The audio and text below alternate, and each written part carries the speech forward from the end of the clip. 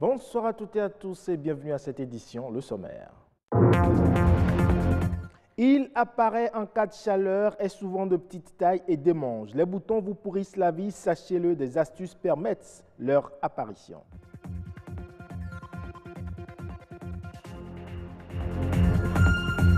Depuis février 2017, la Convention sur l'Union de protection des obtentions végétales est introduite au Parlement. Une convention décriée pourtant par certaines organisations de la société civile.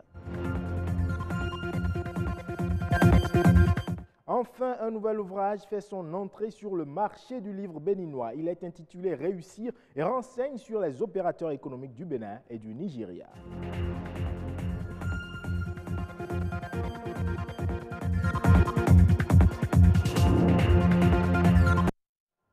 Ils vous enquiquinent la vie. Ce sont des boutons, des acnés ou des points noirs qui apparaissent sur le visage. Et pourtant, qui ne rêve pas d'un visage sans imperfection? Souvent, pour faire disparaître ces boutons, certaines personnes pratiquent des recettes de grand-mère ou les remèdes miracles qui accentuent le mal au lieu plutôt de l'éliminer. Comment éviter l'apparition des boutons au visage? Yasmine Damata nous édifie. Dans la plupart des cas, ils apparaissent à l'adolescence. Pour le spécialiste, les boutons peuvent subvenir à tout âge. Il en existe de différentes catégories. Ces lésions qui sont a priori des affections qui surviennent chez les enfants peuvent aussi survenir chez certains adultes. Et dans ce cas, elles sont plus sévères. La rougeole s'accompagne de fièvre et de boutons qui ne sont pas tellement volumineux. Ce sont de tout petits boutons. Et les médecins qui sont bien formés savent les reconnaître. La varicelle s'accompagne au début de fièvre et il y a des boutons qui contiennent de l'eau et également ça s'accompagne de démangeaisons. En ce qui concerne les lésions bactériennes, souvent c'est des folliculites ou des furoncles ou l'abcès.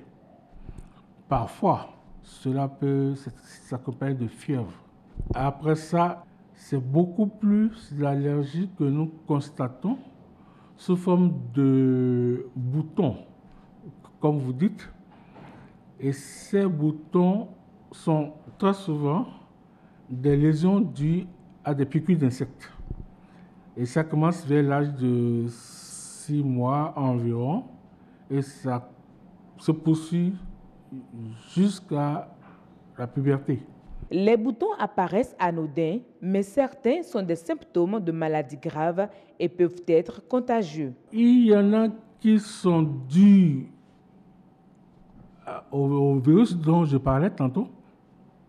Ces lésions dues au virus ne se constatent pas quand la personne n'a pas un contact avec un patient ou quelqu'un qui a déjà eu qui a le virus.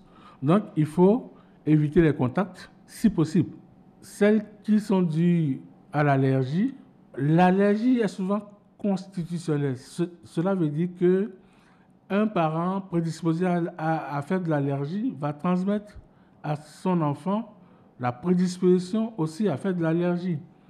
Dans ce cas, il faut éviter les piqûres d'insectes.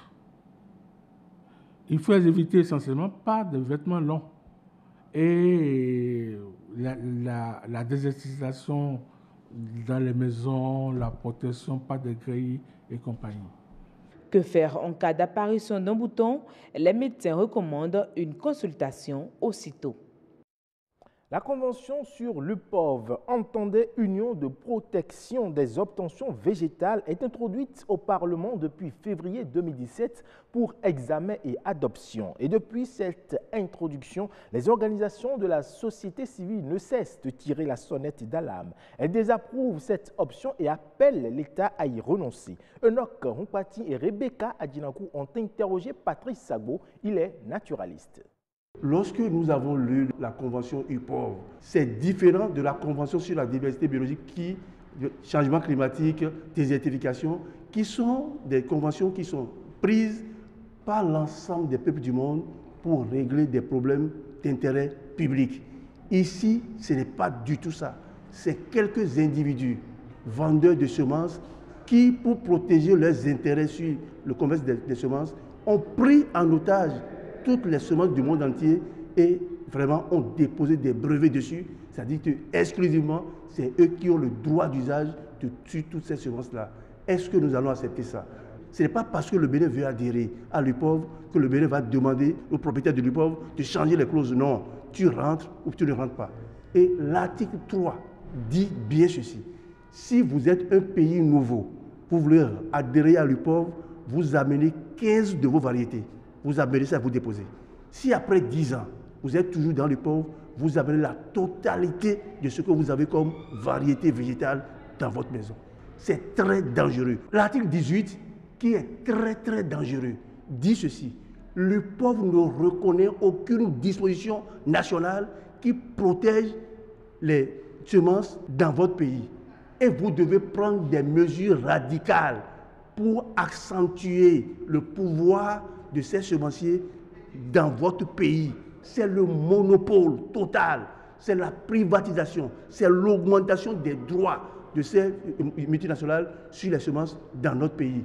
Et c'est au vu de ça que le Bénin est en train de prendre une loi nationale pour aller dans le sens de ces multinationales.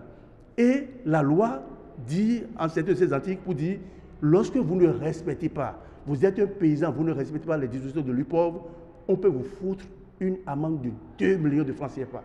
On peut vous mettre en prison. Je lance un appel au président de la République pour dire, nous sommes sûrs qu'il est capable de retirer l'UPOV de l'Assemblée nationale pour que le Bénin ne suive jamais cette nouvelle forme d'esclavage dans notre pays.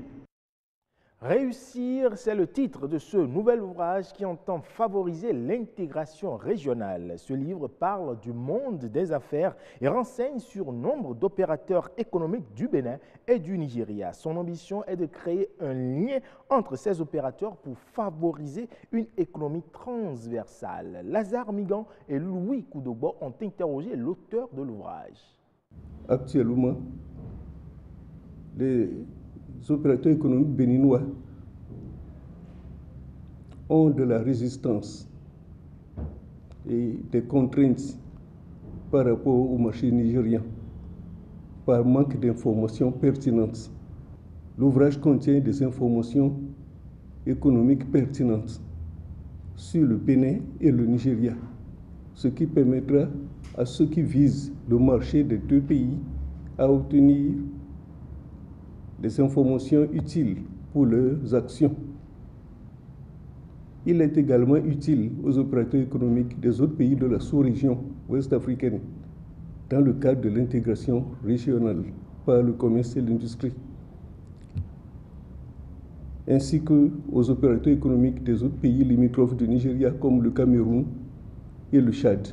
L'ouvrage contient des informations qui pourraient orienter les opérateurs économiques du Bénin et des autres pays de l'Afrique de l'Ouest dans leurs actions au Nigeria pour réaliser leurs transactions en toute sécurité et dans les limites de la loi.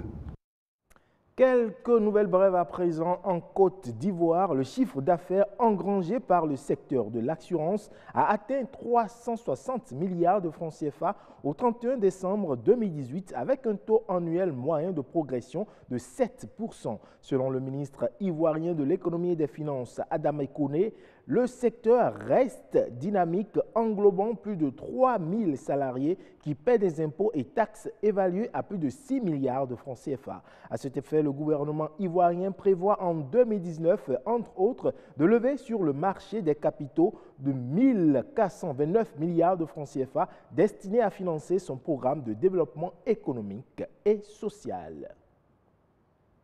Le Parlement ghanéen a approuvé cette semaine une facilité de prêt de 434 milliards 707 millions 500 000 francs CFA pour financer divers projets de développement des infrastructures et gérer les risques de responsabilité éventuelle. Cette facilité s'inscrit dans le cadre des efforts déployés par le gouvernement pour financer le budget de 2019 à titre de mesures palliatives. Pour le président du comité des finances du Parlement ghanéen, l'État se procure signature, ce prêt relais à titre de mesure provisoire pour aider à maintenir le programme économique du gouvernement pour l'année en cours.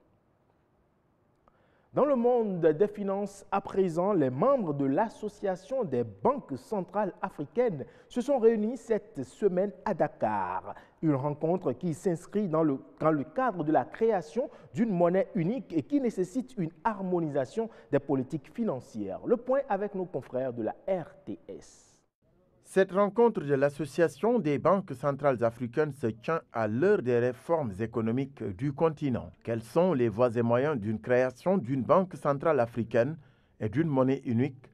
Des pistes de solutions ne manquent pas. Développer une stratégie visant à accélérer le processus qui devrait être présenté à la 4e réunion du CTS sur les finances, les affaires monétaires, la planification et l'intégration. Travailler en étroite collaboration avec l'association des banques centrales en vue de réviser les échéances pour la création de la Banque centrale africaine et tenir des réunions consultatives avec les communautés économiques régionales afin de parvenir le plus rapidement possible à un consensus et proposer un calendrier pour leur mise en œuvre.